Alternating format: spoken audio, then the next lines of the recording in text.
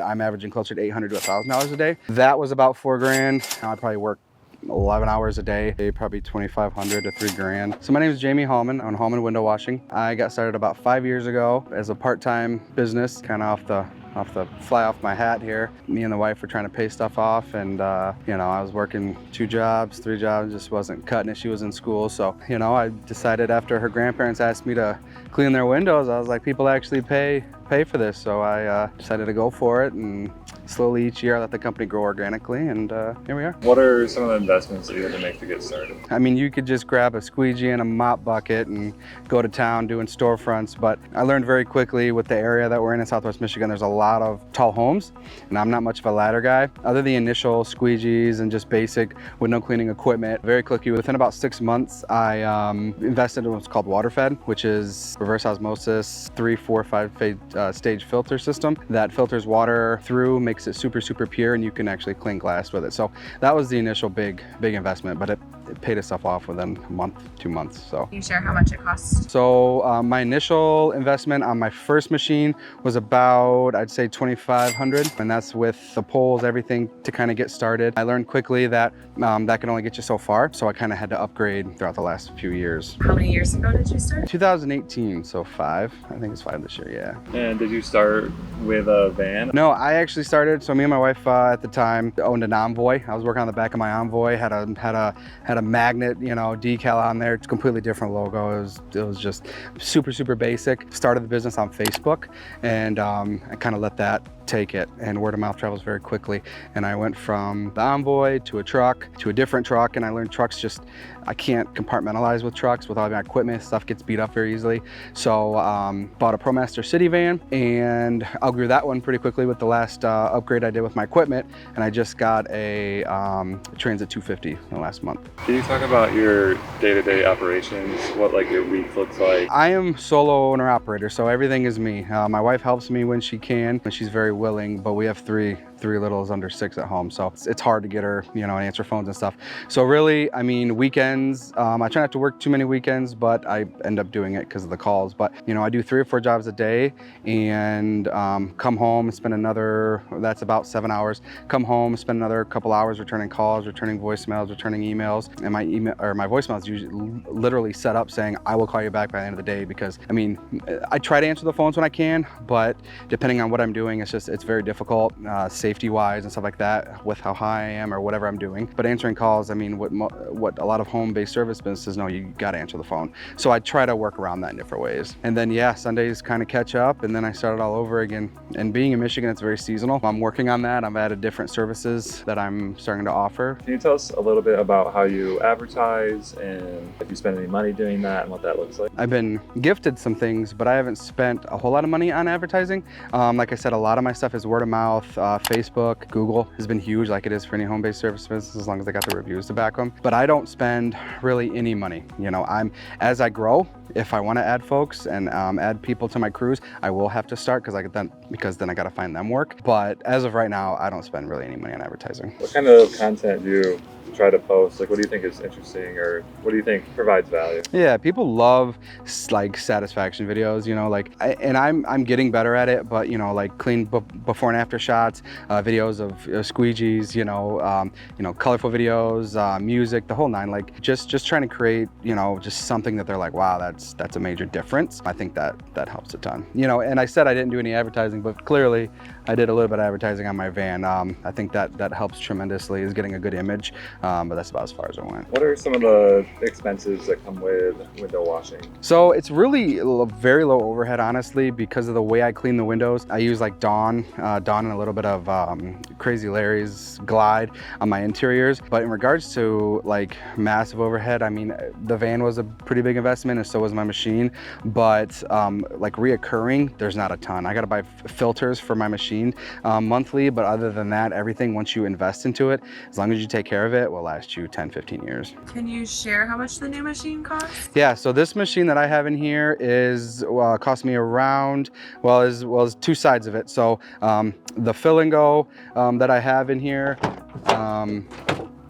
so this system is from Tucker. great supplier for window cleaners. Check them out. Sean, shout out. That was about $4,000. This machine, this is my pure water maker right here. This cost also around $3,500 to $4,000. But like I said, I let the company grow organically, so I let the company's money use that. I never took out any loans. I never did anything like that. You just got to be smart with it, you know. And that's one of the biggest reasons I worked full time for my first 3 years of doing this, so the company can grow organically. There's been so many guys and gals out there that will throw all their eggs in one basket and fail within 3 years. So I think a big part of it is just pacing yourself and not expecting 100% within the first year. Can you talk about any of the tools that you would recommend? If you get into window cleaning, I mean, pure water, you can't go wrong. I swear by it. There's a lot of old school guys out there that won't touch it, but if you know what you're doing, if you know how to use it, this thing will save you tons of time, save you, you know, it'll keep you safe on the ground. I clean buildings up to 4 or 5 stories, and I use these poles. So these poles are telescoping, so they can move up and down, and this is the brush that I scrub the window with. The water comes out of the pole itself. So that's a good carbon fiber, Kevlar. I have a few of the different poles. This is where I pump the water out of.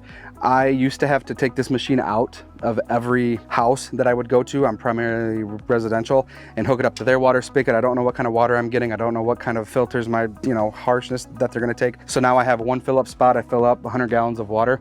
And for me, now I can just whip it out and turn it on, and I can clean windows wherever I am. You said that one of your expenses monthly is filters. How much does a filter cost? So the RO and the DI filters, you know, I'd say they're probably the most expensive. So the RO is, I'd say, $300 to $400, and really that's not monthly, that's probably yearly. The DI, it's all depending on how harsh the water is that you're using. You could go through all of your filters in a month if you are really high TDS, which is just the total dissolved solids in the water. But mine, being in Michigan, we're around 300 to 400 parts per million. So, you know, as long as you may be using city water and not well, you can keep your filters at a pretty good bay point. The other 2 filters is a paper and carbon filter, and those are, I don't know, I spend like maybe 60, 70 bucks for 100 of them. This is kind of where I keep all my traditional tools. These are all my pack outs, and you know, in here I just like have all my different brush heads that I use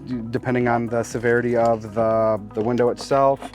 All my soaps, I use steel wool on windows, 0000 quad steel wool. Clean it with Dawn.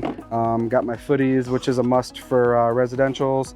And here's my Crazy Larry. Shout out to Crazy Larry. That's the concentrate. So really, it's, you know, it's pretty basic in here. You don't need a ton to, you know, to really get going. This took 5 years to accumulate. Just these pack outs alone, or as any guy would know, a gal would know, they use them. They're very expensive as well, but they are worth their weight in gold in regards to organization. Can you talk about why you do residential more than commercial? To me, being a solo operator, residential is more profitable. I love working with people. I love meeting people. I try to really become personal with them within the first 5 minutes, and it creates a more comfortable experience for them. I think experiences, clean windows is the easy part, and they don't even have to be super clean. If you create a good experience for the client, they'll call you back every time. And that's what I try to do, and try to relate to them within the first 5 or 10 minutes to create a really good bond. Like I said, I love people. I'm trying to get more into commercial work. Being in Michigan, we're kind of seasonal. It kind of dies off when the snow flies. Can you talk about the services that you offer? So other than window cleaning, I advertise for soft house washing and pressure washing, which I started doing when I first started, but it just got to be too much and the glass went over. So I subbed that out to a trusted contractor in my area. I don't have nearly as much as that as I do the window cleaning. And being in Michigan, since we are very seasonal with windows, I have started doing high interior dusting, which I just ordered a new vacuum for that. And basically it's the same type of idea for the water fed with the pole system, except you're extracting dust and you're using a vacuum with a camera on the top, so you can kind of see what you're doing. With a lot of these restaurants and a lot of everything with exposed ductwork everywhere, it's a pretty good. I've done a lot of salons already, a lot of tanning salons, hair salons, restaurants, and stuff like that. So I'm trying to do that in the wintertime to kind of offset the windows. Do you currently have any employees, and if so, do you plan on having any in the future? future? So I do not have any employees. It's just me right now. It's a back and forth game in my head because when you start adding people, you kind of trade headaches for headaches. I do a lot of work right now. I probably work 11 hours a day, but at the same time, I'm controlling everything. And right now, that's kind of where I want to be because I'm still trying to build the image online, build the trust. So when I get to a point where I'm just absolutely insane and I'm booked, I stay about 6 weeks booked out all summer, spring, summer, fall, and I have a list that's ever growing. So when I get to a point where I can't control that anymore, or people are saying, no, we're not going to wait for you, that's when I'll start adding employees. Do you have any plans on expanding or growing? What does that look like in the future? So like I said, I'm going to start slowly like I've done with everything. I'll add a helper. Within a season, he'll become full-time. The goal is to replace yourself. So I'll just replace myself. I'll go on the back end, maybe get 2 more guys. I don't want to be a fish window cleaning. I don't want to be shine window cleaning. Those are the 2 big ones in my area. I feel like the quality goes downhill a little bit whenever you start just adding a ton of people very quickly and you can't take the time to train them appropriately. So I'm gonna do it slow. And my goal is by the time I'm 40, which is in about 8 years, that I will be off the glass, they call it, and on the back end doing all of the invoicing, the people to people stuff, and I'll have a crew of maybe 2 crews of 2 going out on the field. What are your biggest expenses right now? So probably my biggest expenses other than taxes, clearly. Honestly, I'm having trouble finding write-offs, to be honest, just because once you kind of get everything in this field, you have it. And it's there, it's not going anywhere as long as you take care of it. So probably my biggest expense would be insurance, a little bit of liability, with kind of doing what you do depending on if you get lift work. I don't do any rappelling down from buildings. A lot of window cleaners will do that. But I think, the biggest expense, I just got this bad boy because I upgraded all my system inside. So I think, other than the van, probably just the big water fed equipment and just figuring out you always want to do it faster. You always want to do it quicker because that means more money, you're more profit, more, bigger lines. So yeah, so probably just the equipment. Can you talk about how much it would be to clean like a residential house? Yeah, so my average ticket right now I think is sitting at about $350. I average, last year my goal was $500 a day. I average now, I'm getting to a point because I've upgraded the systems in this van and do it the way I do it, I'm averaging closer to $800 to $1,000 a day. You have a point, I think last year I just hit like 100 to 105,000, and that's in 8 months. I didn't do a whole ton in my winter. I'm slowly working on that, but I think this year I'll be closer to probably 140, 145. So it's just, I'm gonna hit a ceiling where it's gonna be like, it's gonna break, it's gonna stop, and then I gotta multiply. So do you have to have any permits or anything to be able to do commercial? They not really residential. A lot of questions I'll get asked, are you insured? Are you bonded? I'm not bonded. I don't believe I need to be bonded, and I've never lost a job because I'm not bonded. I'm 100% insured, 100% got insurance. That's one thing you don't skip over if you want to be taken seriously. I haven't really had massive contracts yet. That's something that's going to come down the line. It's really hard to juggle those big type of, multiple building apartments, stuff like that with one guy. And I've turned down a couple things because of that. I make my image look bigger than I appear online, so I don't miss out on those because I can pull different subs friends that I know around the area in Southwest Michigan that do what I do that can help me. So yeah, really no permits. Have you ever done door-to-door sales? I've never done door-to-door sales. Like I said, because I started so slowly and word spread so quickly, and especially once Facebook happened, Google happened, it was all kind of word of mouth. That was my door-to-door. The people that I did, like the neighbors and stuff, the people that I've cleaned did my door-to-door for me, honestly. I've been thinking about doing what they call 5-arounds. You have a house that you just cleaned, and then before you leave, you just go around the 5 houses around it and hang a tag or set your card out there. But I'm getting to a point now where I'm consistently so booked out, I don't want to market myself as much as I would maybe when I first started. The poles that you use, it kind of depends on what you're doing. This is a residential pole.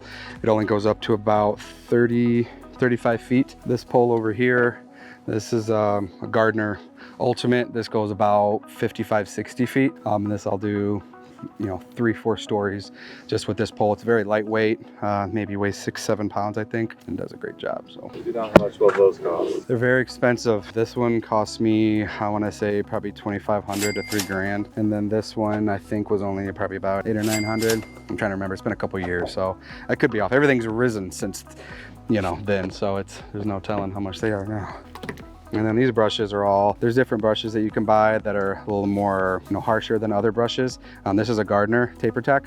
So it's got, kind of tapered edges to help with the scrubbing process. And you can just Frankenstein it up, really put whatever you want on it. And this is kind of how I have it set up now. So this is the hose. This is your water fed hose, thin, very flexible. This is what pushes the water out of the brush, and it kind of goes in just like so. Comes out the bottom. How long of hose do you recommend having? So depends on what kind of big of a pump you have.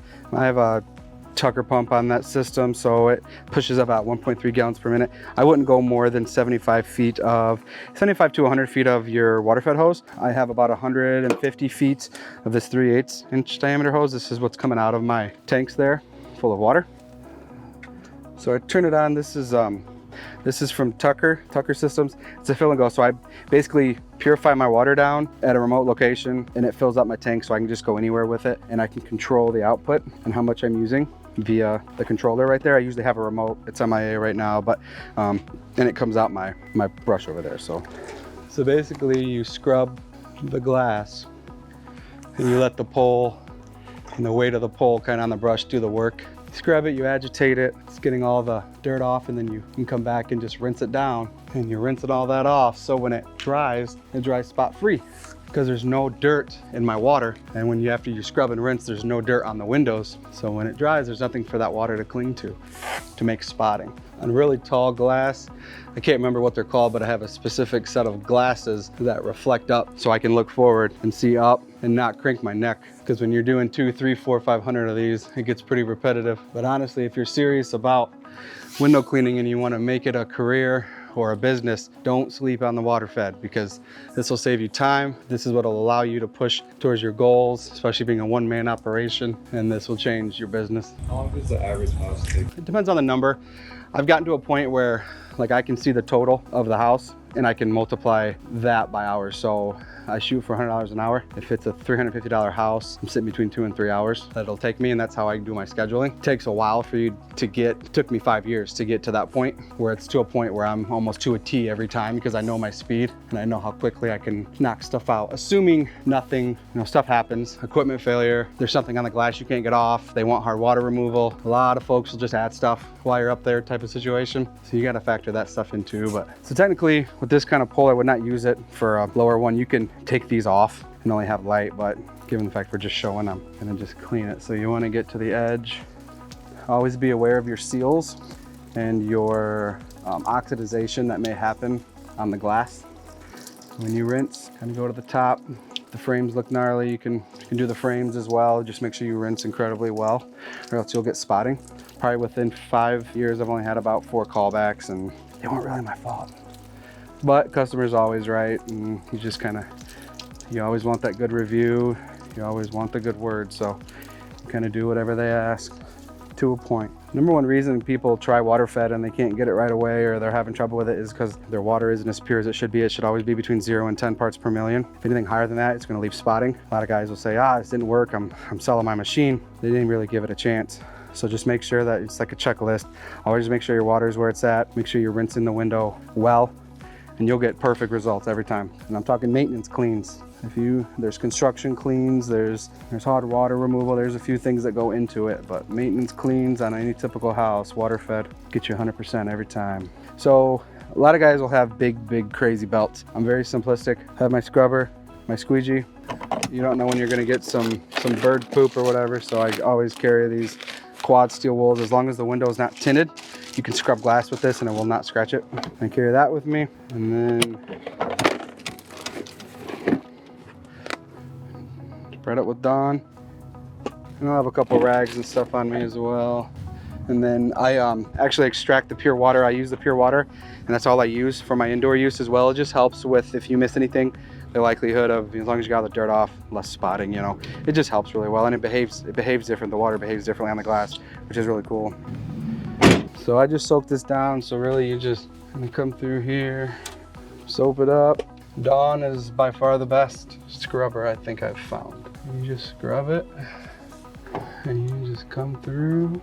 It's very sticky glass. That's the good thing about using the pure water. Even if you got a little skips or, you know, anything, that the pure water is your friend. You know, I mean, does it make a ton of difference? No, but it'll help. And usually I'll clean the frames, rip all the frames off. There's different packages that I do too on residential. If they want just outside, if they want interior outside, which is a big one. Track cleaning, which is if this window rose up, it's what's in there. It's by far the lengthiest part of the job of residential. Some people want it, some people don't. Some guys won't even clean anything but all of it. So it's all or nothing for some guys. I like people having options. So I just let them pick, and I'll itemize the estimate so they can see the cost breakdown of everything, and they can kind of pick what they want to do.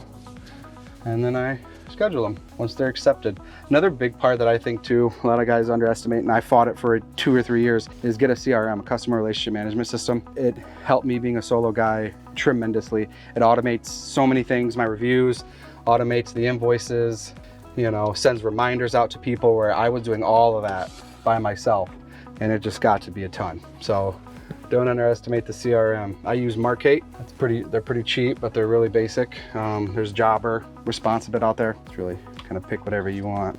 Always wipe the squeegee in between panes, or else you can get some streaking. It takes a while too to perfect the fanning method, is what they call it. That's the method I'm using here. Once you get it, you'll never go back to they call straight pulls. It just does a better job, reduces the risk of smears or misses, because you never take the squeegee off the glass. So every client, I try to leave a lasting impression. These sticky notes with my logo on them, you never know where they're gonna go. I do that with my card.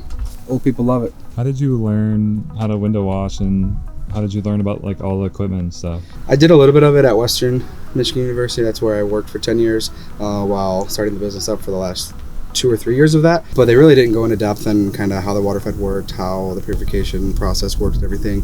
So it was really just a lot of YouTube, a lot of guys, specifically in my End of the Flow group. What's up, guys? On Facebook, they've been a tremendous help. Got a few mentors on there that really direct me in the right direction, but it's really a lot of self-taught, learning what works, what doesn't work. The fanning method that I shown, that took probably 2 years to master, and I still now I'm doing it with a pole, which is another beast in itself. So it's really a lot of self-taught, a lot of YouTube videos, a lot of people just, you know, guiding in the right direction. What's one of the smallest and cheapest jobs that you've done, and then what's one of the biggest and most expensive jobs that you've done? So I think cheapest is a lot of storefront work.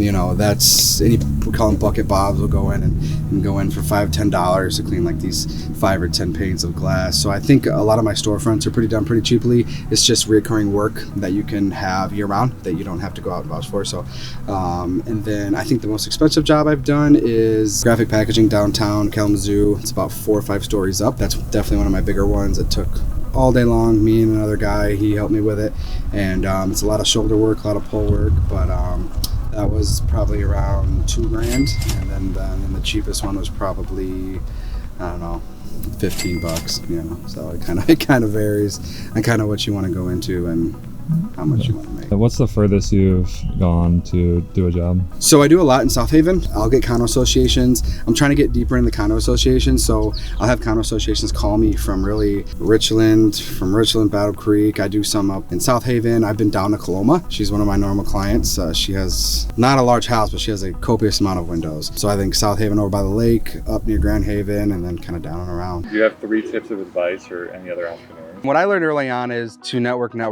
That's been a big, massive influence on my business. Like I said, I started the business on Facebook, and it just grew from there. You know, you do a great job. Once I got on Google, it really catapulted me. Once I got the reviews, I just hit over 100 5-star reviews on Google, and that has just really catapulted me.